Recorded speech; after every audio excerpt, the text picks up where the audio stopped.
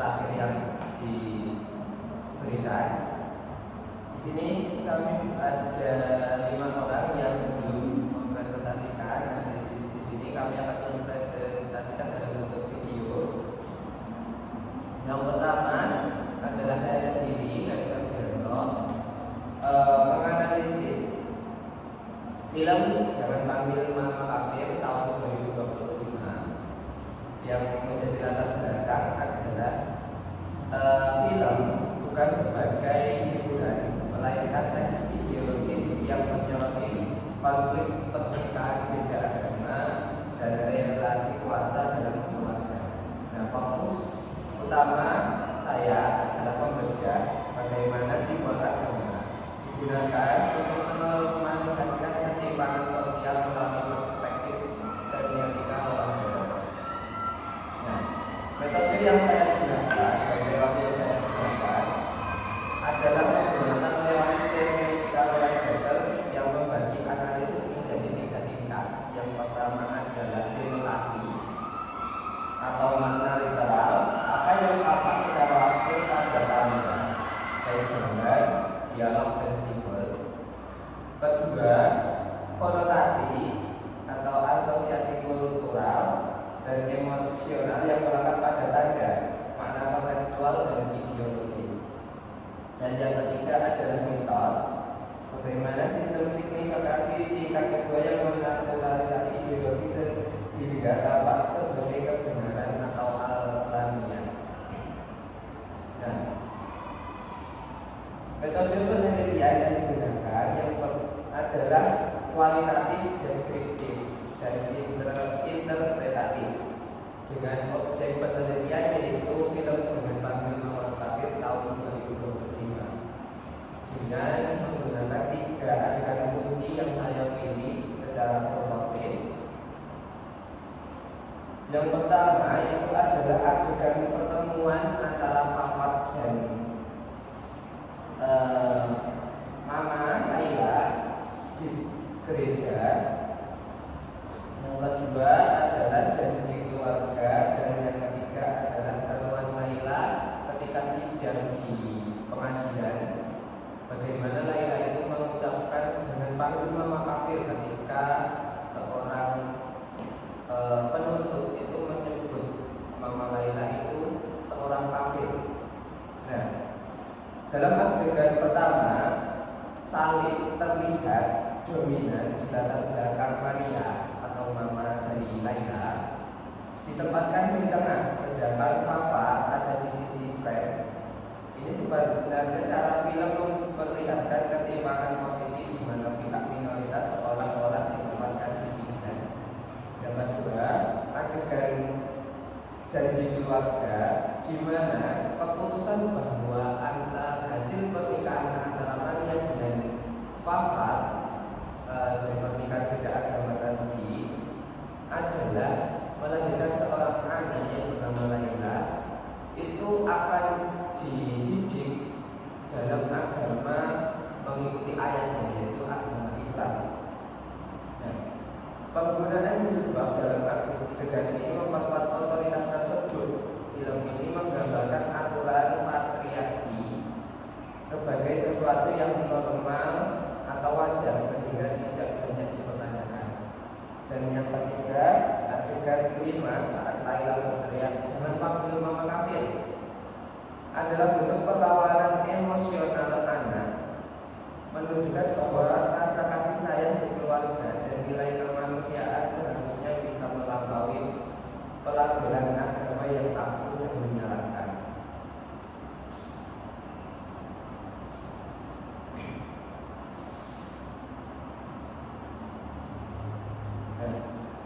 Itu adalah hasil dari analisis saya pada tugas saya.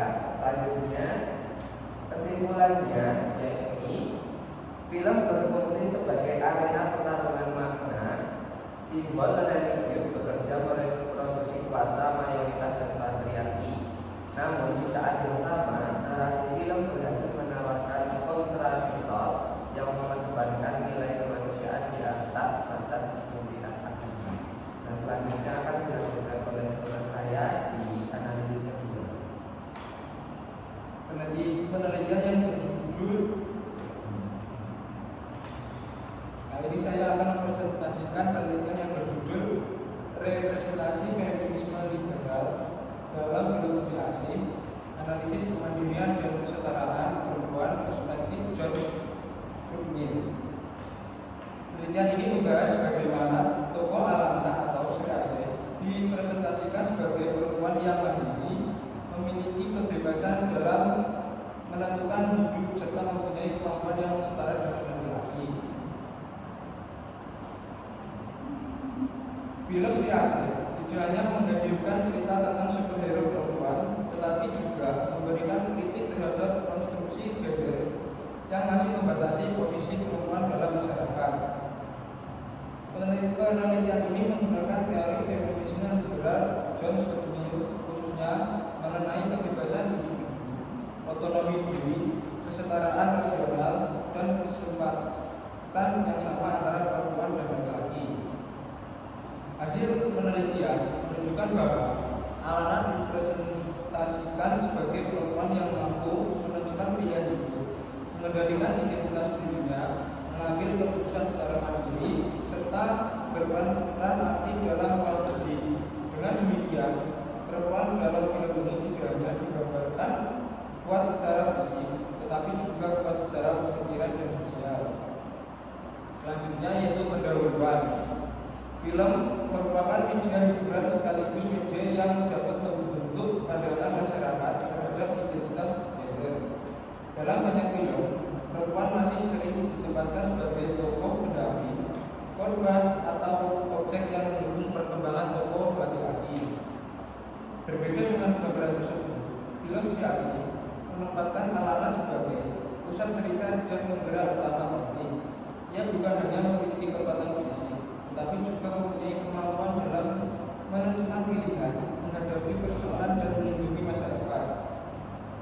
Penelitian ini penting dilakukan karena film superhero Indonesia masih lebih banyak didominasi oleh tokoh laki-laki.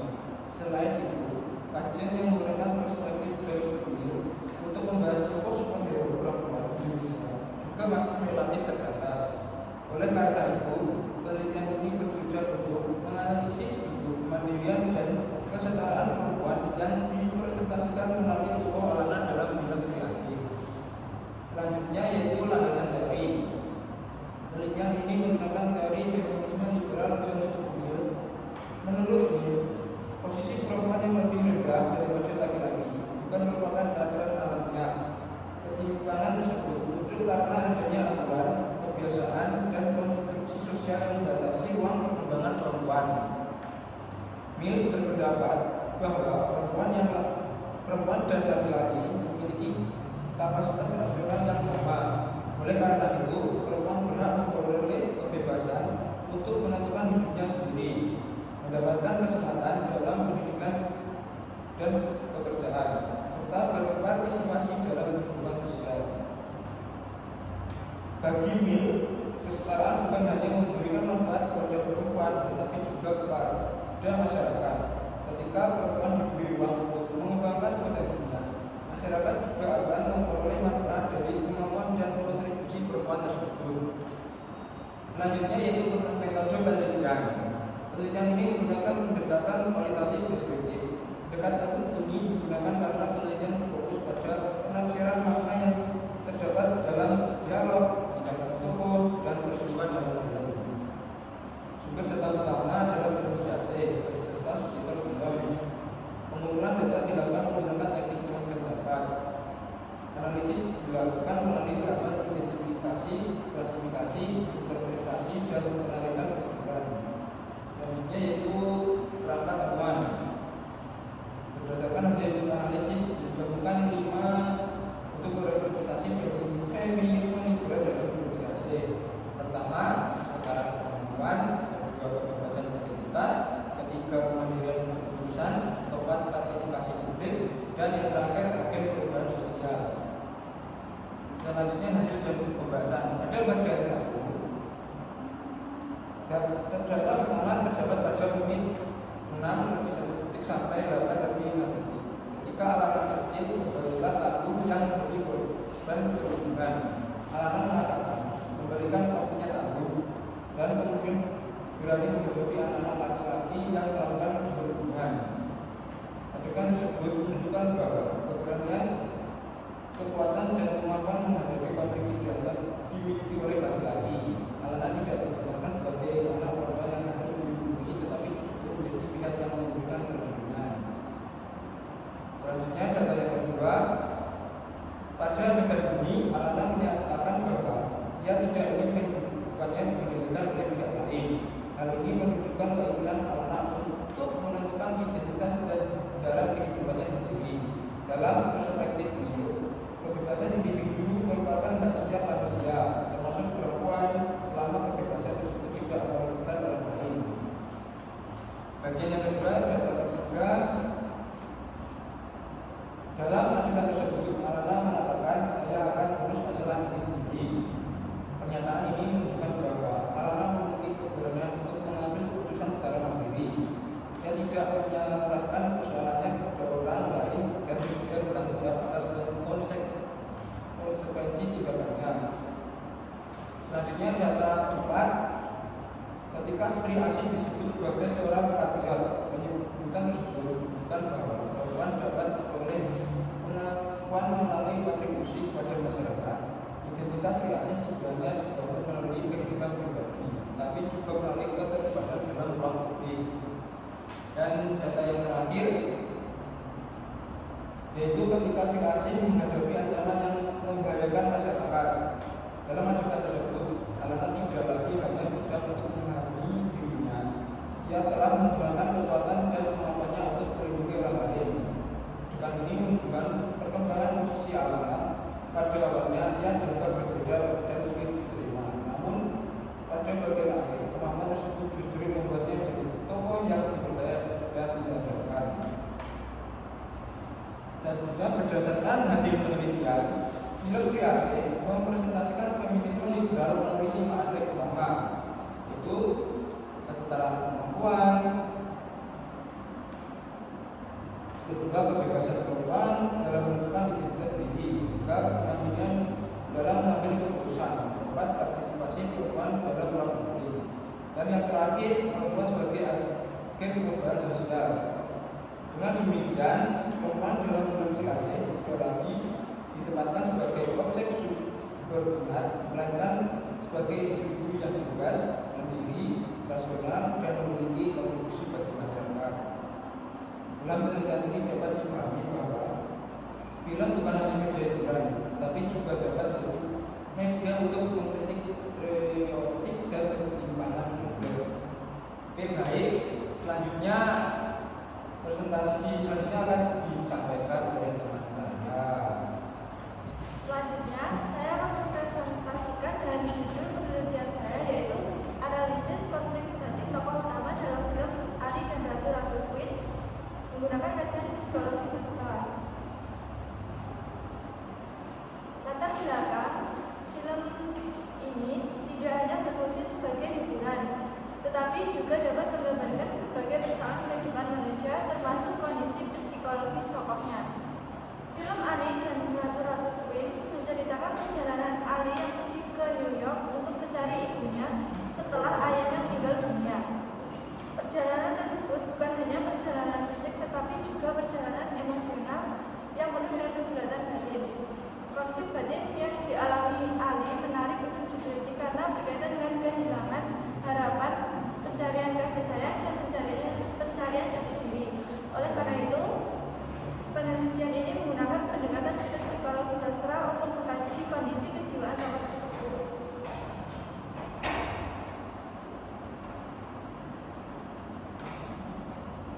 Berdasarkan latar belakang tersebut, terdapat 2 rumusan masalah dalam penelitian ini. Pertama, bagaimana bentuk konflik batin yang dialami tokoh Ali dalam film Ali dan Ratu Queen. Yang kedua, bagaimana konflik batin tersebut dianalisis berdasarkan teori psikologi sastra, khususnya teori psikoanalisis Sigmund Freud. Tujuan penelitian ini yang pertama yaitu mengidentifikasi bentuk-bentuk konflik batin yang dialami tokoh Ali. Yang kedua, mendeskripsikan faktor-faktor yang menyebabkan munculnya konflik batin tersebut. Yang ketiga, menganalisis konflik batin berdasarkan teori psikoanalisis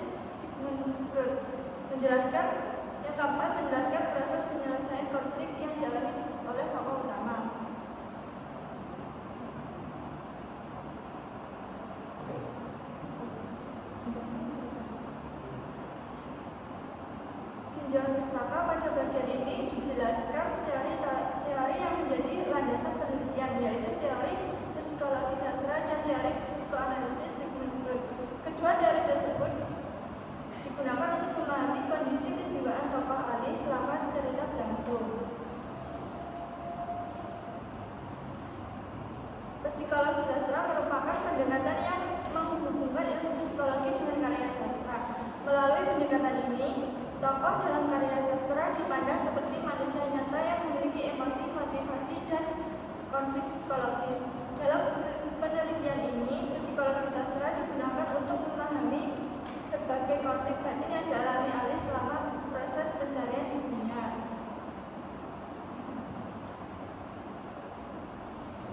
Menurut Sigmund Freud, kepribadian manusia terdiri dari 3 struktur utama. Yang pertama yaitu id, yaitu dorongan naluriah yang ingin segera dipenuhi. Yang kedua ego, yaitu bagian yang menyesuaikan keinginan dengan realitas yang ada.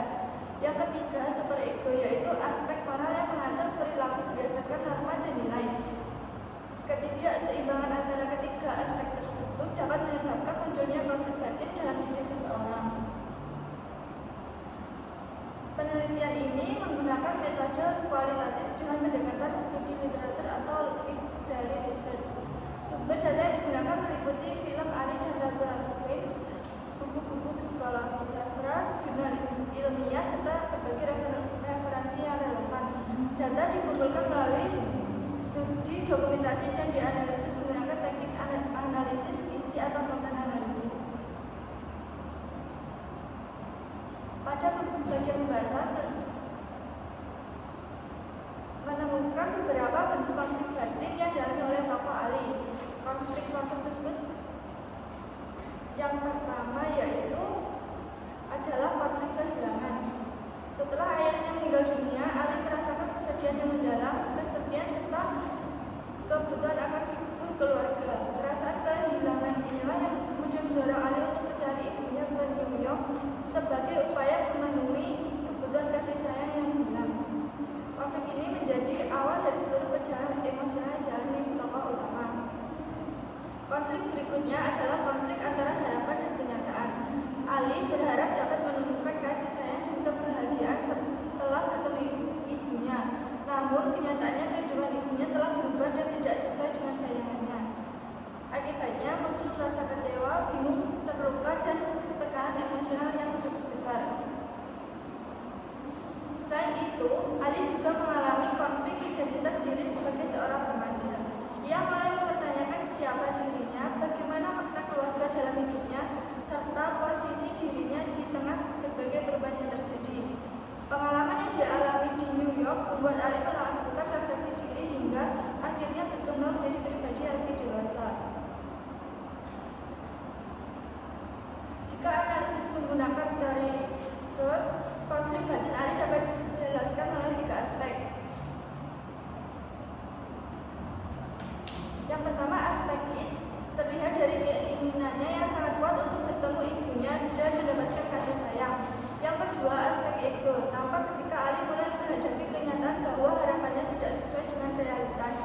Yang ketiga, aspek superego terlihat saat Ali mulai memahami kondisi ibunya dan mempertimbangkan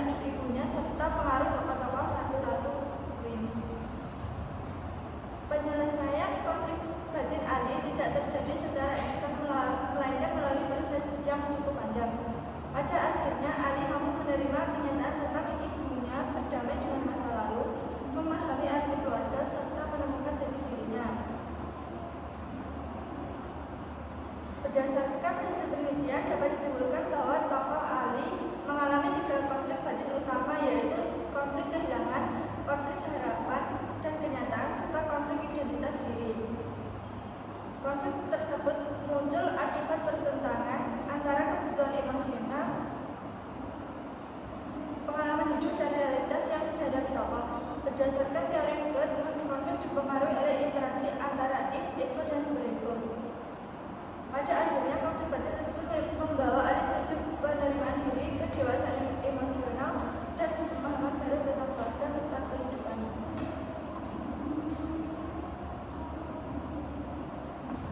Baik, selanjutnya sebelumnya perkenalkan, saya Abdul Mustafa. Di sini akan mempresentasikan jalan analisis saya yang berjudul metafora dan simbolisasi dalam film Penyanyi Cahaya, analisis semiotika lawan batas.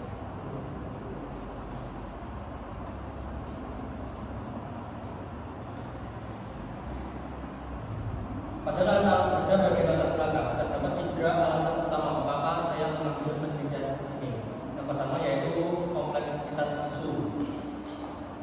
Di sini adalah isu kekerasan dan seksual yang merupakan isu yang kompleks sehingga sering kali sulit disampaikan secara langsung karena berkaitan dengan trauma dan korban.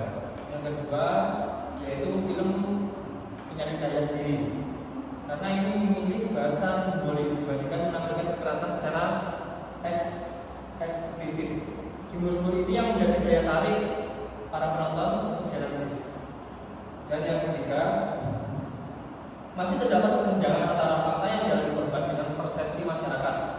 Korban justru sering disalahkan, sedangkan pelaku mendapat perlindungan karena status sosial maupun kekuasaan yang dimilikinya.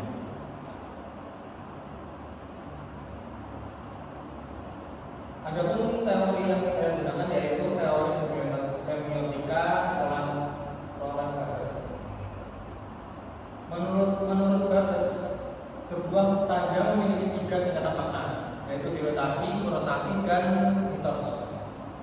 Yang pertama dilotasi, yaitu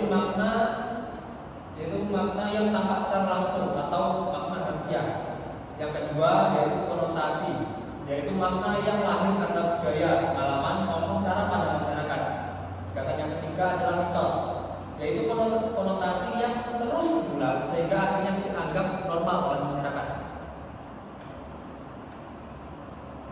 Nah, melalui 3 tingkatan inilah saya bisa menganalisis film ini. Lanjut ke pembahasan. Simbol pertama yang saya temukan yaitu kepala Medusa. Nah, secara kualitatif Medusa itu melambangkan penyintas kekerasan seksual karena Medusa menjalin trauma. Dalam mitologi Yunani,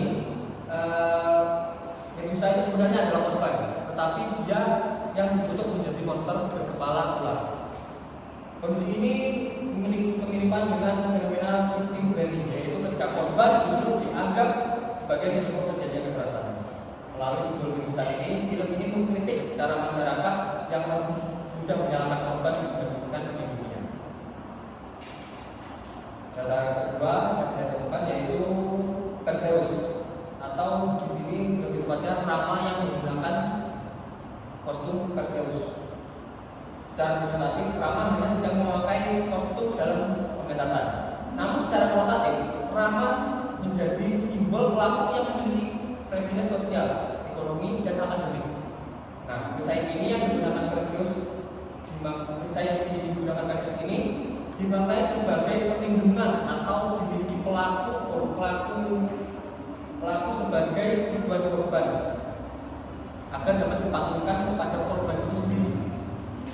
Dengan kata lain, Rama di sini hadir sebagai pahlawan palsu yang memanfaatkan kekuasaannya untuk menjaga citranya sendiri dan membungkam korbannya. Dan yang keenam, yang ketiga, yaitu simbol fotokopi. Nah, judul film ini sendiri diambil dari simbol ini, yaitu penyanyi cahaya atau mesin fotokopi. Secara figuratif, sulit dalam fotokopi dirinya, bagian tubuhnya yang memiliki bukti kekerasan seksual. Namun secara konotatif, mesin fotokopi ini menjadi simbol perlawanan. Mesin ini berfungsi menggandakan bukti sehingga tidak mudah dihilangkan. Di era digital, bukti elektronik dapat dimanipulasi, sedangkan salinan fisik lebih sulit dihapus. Nah, karena itu mesin fotokopi di sini dimaknai sebagai alat yang memperkuat suara korban dan memperjuangkan kebenaran. Data yang keempat yang saya perlukan yaitu aktivitas fogging atau pengasapan. Nah, secara demonstratif kita melihat seringkali di film ini terjadi fogging gitu. Nah, fogging di sini sebenarnya untuk memberantas kabut sebenarnya. Namun secara kualitatif asap tersebut melambangkan upaya untuk pembungkaman yang dilakukan oleh institusi. Asap ini membuat pandangan menjadi kabur, sama seperti proses birokrasi yang sering membuat fakta menjadi tidak jelas. Nah, makna simbol ini, melalui simbol ini, film menunjukkan adanya institusi betrayal, yaitu ketika lembaga yang seharusnya melindungi korban justru lebih memilih menjaga reputasinya itu sendiri. Oke, dari analisis yang saya lakukan, saya mendapatkan kesimpulan bahwa simbol-simbol dalam film Penyakit Cahaya bukan berfungsi sebagai unsur estetika semata, tetapi juga menjadi media sosial. Simbol Medusa menunjukkan bagaimana korban dimonsterisasi melalui victim blaming. Simbol Perseus atau orang yang tadi menggambarkan privilege dan kekuasaan yang dimiliki pelaku. Mesin fotokopi menjadi lambang perjuangan dalam memetakan bukti dan mencari keadilan. Dan aktivitas fogging melambangkan pembungkaman sistematik yang dilakukan oleh institusi. Nah, dengan demikian film ini mengajak masyarakat untuk lebih berpihak kepada korban, mengkritisi budaya victim blaming, serta menyadari pentingnya pemberdayaan dalam pengungkapan kebenaran. Oke, analisis selanjutnya. Selanjutnya, mengenalkan nama saya Rami Bidang Pidana akan menyampaikan hasil penelitian yang berjudul Perlawanan Rasus terhadap Hegemoni Budaya Tugu Parut dalam film Sang Penari. Selanjutnya latar belakang. Film merupakan medium komunikasi massa yang signifikan dalam membentuk sekaligus membongkar realitas sosial, merefleksikan komunitas Tugu Parut mempertahankan keberadaan melalui praktik budaya hegemoni. Hegemoni budaya merujuk pada dominasi kepemimpinan moral dan intelektual. Tugu Parut terikat pada penghormatan leluhur secara mendalam. Tradisi tukang panggung melimitasi eksploitasi buku perempuan. Yang kedua, rumusan masalah dan teori. Masalah utama yaitu bagaimana bentuk-bentuk perlawanan rasus terhadap dominasi budaya di Tugu Parut serta dampaknya terhadap konstruksi identitas individu. Nah, teorinya menggunakan hegemoni Gramsci, yaitu dominan yang menjalankan melalui kepemimpinan moral sehingga memperoleh persetujuan tanpa paksaan langsung. Selanjutnya hasil dan pembahasan yang pertama yaitu satu, penolakan awal terhadap konstruksi sosial Ronggeng. Pada tahap awal, perlawanan rasus muncul pada bentuk penolakan terhadap cara pandang masyarakat Tugu Parut yang menganggap Ronggeng sebagai sesuatu yang sakral dan membawa berkah. Bagi warga desa, Ronggeng bukan sekedar penari tetapi simbol kehormatan kolektif yang harus dijaga dan dihormati. Pandangan ini mengakar kuat sehingga diterima dan tanpa dipertanyakan. Namun, Rasus melihat ini melalui sudut pandangnya yang berbeda. Ia tidak menganggap status Ronggeng sebagai sesuatu yang mulia, melainkan sebagai ancaman, terutama terhadap hubungannya dengan Serintil. Ketika Serintil dinyatakan telah dipilih melalui peristiwa kerasukan roh Ronggeng, Rasus justru merespon dengan keterkejutan dan penolakan. Hal ini terlihat dalam dialog Sri, kowe tetap jadi Ronggeng. Serintil menjawab, kamu paling tahu dari dulu aku paling sering joget. Yang kedua, tradisi buka lambu, yaitu perlawanan rasus terhadap tradisi buka lambu. Tradisi buka lambu ini merupakan bentuk hegemoni budaya Tugu Parut yang diterima masyarakat melalui sebagai ritual sakral. Rasus menolak tradisi tersebut karena memandang Serintil sebagai individu yang yang memiliki martabat bukan sebagai objek budaya. Kutipan ini terdapat dalam kutipan tersebut, yaitu Schindler berkata, kalau emang secara mendorong meledak tidak jadi ronggeng, aku dapat jadi ronggeng. Rasus menjawab, pokoknya orang bisa, belum kue seperti pohon kelapa sampai baik, suman-suman manjat. Kutipan tersebut menunjukkan kemarahan dan penolakan Rasus terhadap sistem nilai tubuh baru. Dalam perspektif hegemoni Gramsci, sikap Rasus merupakan sebagai bentuk counter hegemoni atau perlawanan terhadap nilai-nilai dominan. Namun, karena bersifat individual dan tidak mendukung masyarakat, perlawanan ini gagal mengubah tradisi yang telah mengakar kuat. Rasus menjadi representasi kesadaran kritis di tengah dominasi budaya yang hegemoni. Yang ketiga, pencarian identitas melalui militer sebagai kontra-hegemoni.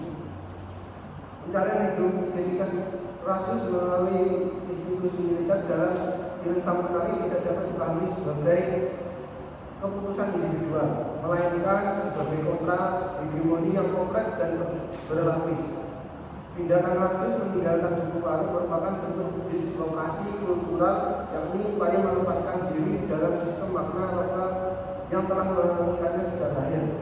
Dalam kerangka kultural studis, kerangka ini menunjukkan bagaimana subjek yang terdominasi berusaha keluar dari struktur hegemoni dengan mengakses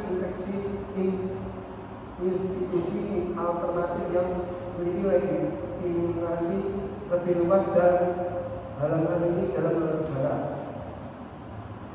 Yang keempat yaitu pencarian identitas melalui militer sebagai kontra hegemoni.